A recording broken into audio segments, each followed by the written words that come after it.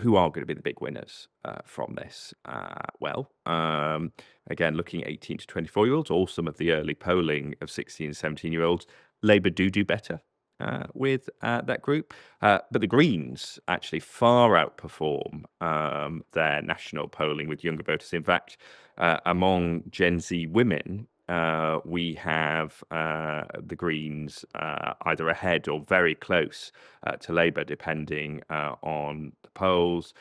With Gen Z men, again, Labour doing well, the Greens doing better than their average. Also, Reform UK doing reasonably well. I wouldn't say it's possible to overstate this. Reform UK, for a party of the right, are doing well with young men. They're not doing spectacularly, but Reform UK doing very badly with young women. So it ends up a bit of a wash for Reform UK.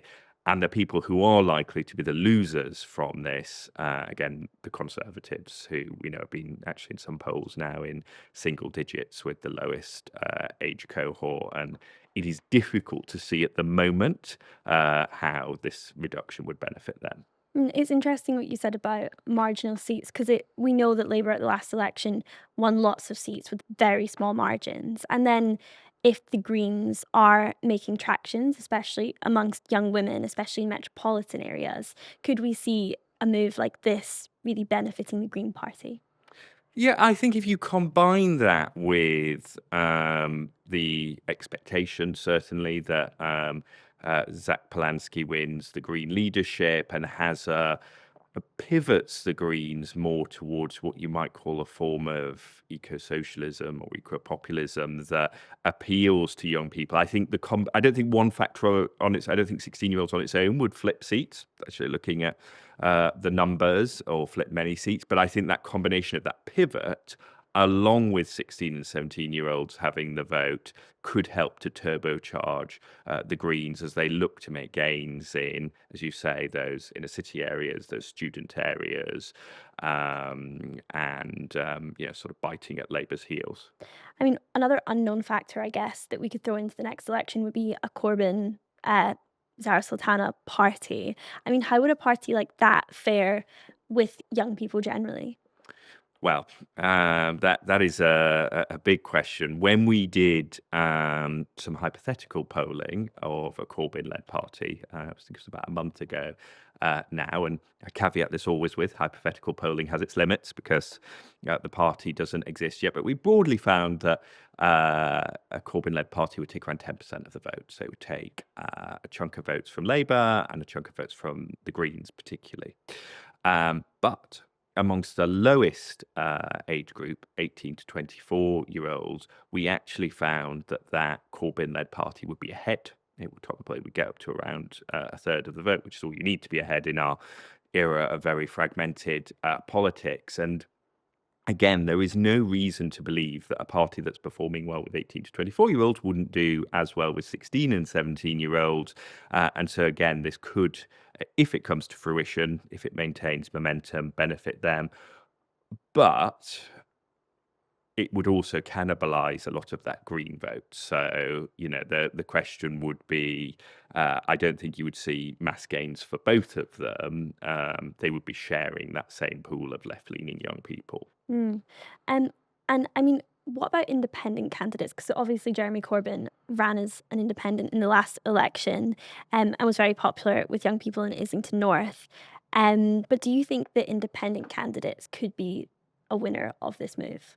Very definitely. And actually, if you look at some of the areas where independent candidates did best at the last election, it was in particular where some of the so-called Gaza independent candidates, where they did very well, they are also seats which have some of the highest numbers of young people, highest numbers of 16 and 17-year-olds, and partly that's demographics of those seats, but we could expect to see them do well. One of the things that we know from recent local government by-elections and also some of the council elections this year is that the challenge that Labour faces from independent candidates running on a pro-Gaza platform certainly hasn't gone away. In fact, actually, we've seen some quite big swings. And again, the younger generation who we know are particularly motivated by what is happening in Gaza could benefit independent candidates having more young people in the pool. We touched on this a little bit, but I'd like to hear more about what are the issues that matter to people under 24 in the UK right now, and also maybe go back to that gender divide and if there is a difference in the Mm. issues that matter. Yeah, so we regularly ask people what the top issues facing the country are, and what you tend to find is that overall sort of cost of living, NHS, and migration for the public as a whole are broadly the top three. With younger people, migration tends to have lower salience as an issue, not for everyone, but lower in general. Issues which rise up the agenda for young people are mental health. In particular, is regularly very high on our list of issues for young people. Housing, I don't think will surprise listeners or viewers of this, and jobs and employment issues as well, because young people tend to have less security. So those issues tend to rise up, but also undoubtedly for a chunk of young people, international affairs, and in particular, the plight of people in Gaza is an issue. More in Common have mapped the British voter into 7 segments along public opinion, kind of going off the back of the fact that traditional ways of dividing people into parties is no longer that relevant. And one of the segments that you speak about is the skeptical scroller. I wonder if you could speak about who is a skeptical scroller, and if young people, if Gen Z, are more likely to fall into this category. Yeah, so as you say, we our latest report, Shattered Britain, split the UK public into 7 segments, and it did it based on their social psychology and worldview rather than demographics or partisan political beliefs. And one of the 7, which comes out, is a group that we have called skeptical scrollers. And this is a group who have been particularly shaped by the legacy of the pandemic. Lots of them missed out on milestones because of the pandemic, whether it was sitting exams. Some might have liked that, some might not. But also things like school leaving, parts of their time at university. And that's had sort of 2 effects. One, there is that sense of loss, having missed out on these milestones.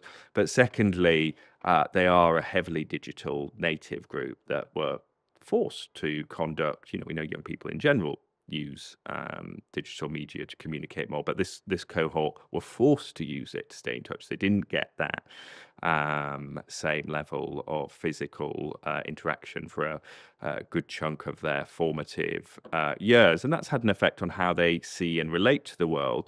But also, having made that sacrifice of a bit of their childhood or formative years, there is then quite a real anger that it didn't look like everyone else was playing by the same rules. So things like Partygate, the PPE scandal. And so it has made some of this group we call skeptical scrollers, who do lean young, much more likely to think the social contract is broken. And you add on to that, because again, they lean young, often their housing condition, is not something that they're satisfied with, not for all of them, but for a substantial chunk, that they feel they're working hard or studied hard, doing the right thing and not getting the rewards. And this sense that the social contract is broken for them is also leading more people in that group to say, well, actually, I don't really trust those in authority, not just politicians, but media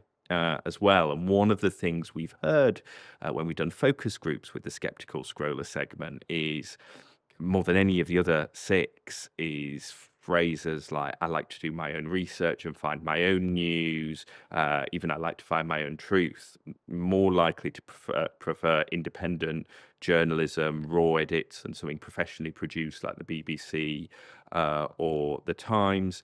And for some, again, not all, some in that cohort, that is leading to a rise in conspiracy thinking as well. So more likely than average to think that, for instance, COVID was exaggerated to control people. So you've got that element in there as well.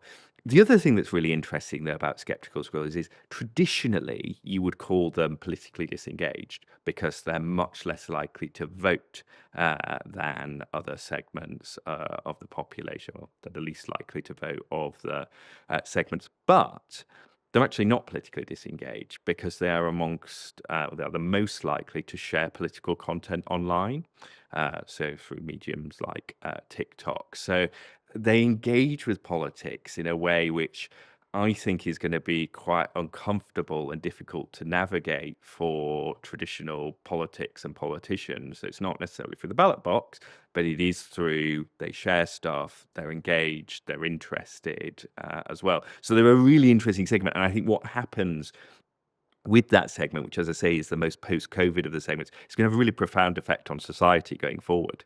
I mean, and to reach them as well, like traditional party politics won't work, and parties are going to have to engage in a new form of politics. And it feels like people or parties like Reform and Nigel Farage really understand that and are able to tap into the way the information spreads and what sort of content people like that share. And as you mentioned earlier, it feels like people like Robert Jenrick and also Chris Philp have slightly managed to tap into that as well, and are seeing that, well, if we want to reach these people who, like you said, are a significant segment of society now, they have to engage in that new way of politics. And sometimes it feels like the Labour Party haven't caught on to that. Maybe actually a few of their MPs have, but like from the centre, it's not reaching. And actually, Zarah Sultana clearly has as well in the way that she reached out. So it's not just on the right. There's definitely Nigel Farage and, as you say, people like Jeremy, but people like Zarah Sultana are also learning that using these new mediums are a way to reach a cohort that you didn't do in the past. Do you think then there is this kind of crossover between skeptical scrollers, young people, and gains for parties like Reform? Yeah, because actually, one of the ways to think about skeptical scrollers is that they are, because they have less institutional trust and interact with politics differently, they're also not as bound to the traditional mainstream parties. Now, politics has been fragmenting. We saw that in the general election. It's continued since. And I think skeptical scrollers are a driver of that. They don't have that traditional attachment and are much more transactional in their politics. It is, what do you have to offer to me? Because, as I was saying, for so many of them, they don't think the social contract works. And so if Nigel Farage on the one hand, or a Corbyn Sultana party on the other hand, or a Polanski Green Party say, look, you've tried those two parties, we've tried those two parties, it's let you down, they're much more willing to say, well, fine, let's roll the dice on someone else. Because the other thing is they have a higher risk appetite as well, because if you think the status quo isn't working, why not bet on something else? I mean, if you don't have any, like a lot of young people, if you don't have any assets to preserve, you are much more willing to take those risks. You have been watching a clip of the Politics Show podcast. If you'd like to watch the rest of the episode, head to Patreon. It's the only place where you can watch the entire podcast in full. From £4 a month, you can get access to the video podcast as well as our group chat and first access to live event tickets. We're having the first of those live events next month. It'll be a lock-in and tickets sold out in 4 minutes. We're very excited to meet all of you, have a beer. I can reminisce, I can tell you about Wayne's in Nice. That'd be nice, wouldn't it? Actually, we should just have the next lock-in in Nice, in Wayne. We should. That would be good. Yeah, for the extensive French contingent that we have listening to the pod. If you're French, let us know. Yeah, absolutely. 1,246 of you have generously chosen to support us so far. Become Patreon number 1,247 by heading to patreon.com/PoliticsJOE, or of course, the pod is free to listen to in full on all good audio platforms.